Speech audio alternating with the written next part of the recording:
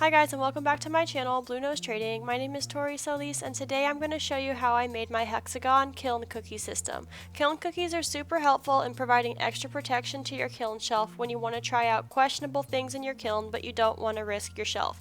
I'm using a cone 10 stoneware because I don't fire higher than cone 6. You can make your cookies out of whatever kind of clay you want, but it's good to make them out of a higher body than you would normally fire to so that they last a little bit longer. I'm rolling them out to about a 1/4 inch, and then I'm going to use a Hexagon cookie cutter to cut them out. These are going to be very thin tiles of ceramic that you can set under your work during firing. If any glaze drips or runs, your kiln cookie can catch it, and if you're lucky, you can knock the cookie off the piece, sand down the bottom, and save the piece. In the studios that I work in, we have a lot of cookies in different sizes, and honestly, this disorganized chaos of all the different cookies in a shared studio space just wasn't going to work for me. The system I came up with uses smaller 3-inch hexagon cookies. They're easy to store, and you can use them in endless combinations to accommodate numerous sizes, shapes, and forms.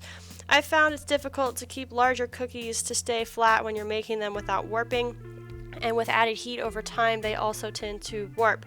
With these tiles, it's easy to dry them flat using HardieBacker boards, which I made a video about how to shape those down. If you'd like to see it, I'll link the link.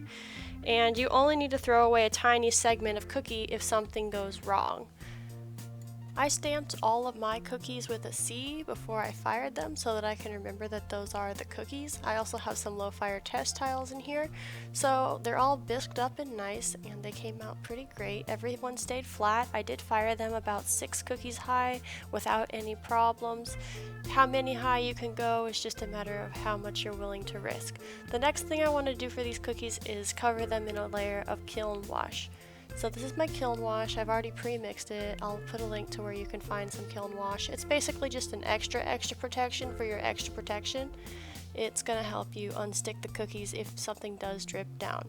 And again, you know, if a cookie gets ruined, these are pretty easy to make. If you can make Christmas cookies, you can make kiln cookies, and you probably should, because why not just have that extra protection, especially if you're going to be messing with glaze experimentation or just doing general weird stuff in your kiln. It'll save you a lot of time. Instead of having to break a piece off a whole kiln shelf, all you have to do is break the cookie off the bottom, and you might even be able to sand it down and save the piece still. And these are way cheaper than kiln shelves, I promise. I plan to develop my own glazes and also work with some glazes that are notoriously runny and experiment with different glaze combinations, so these are going to be an invaluable tool for me in my studio. I got the hexagon idea from Bisque. I see a lot of people make round cookies, but these are just so much more space efficient, and since they're small, it's easy to keep them from warping too bad. And like I said, you can just throw away one little piece instead of throwing away a huge piece, and they're easy to stack up and store in a nice little box near your kiln. I hope you found this video helpful and that you can figure out a way to make kiln cookies that work for you, or maybe you've just decided that kiln cookies aren't something you need, and that's fine too.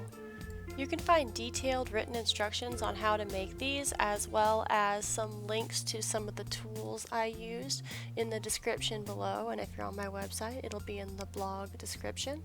If you'd like to see a weekly art video, you can subscribe to my channel, Blue Nose Trading. There's a new video every Friday at 5:30 Central Time. If you'd like to support my channel and gain early access to all my YouTube videos, as well as exclusive access to some exclusive content, you can find me at patreon.com/BlueNoseTrading, and I will see you guys next week.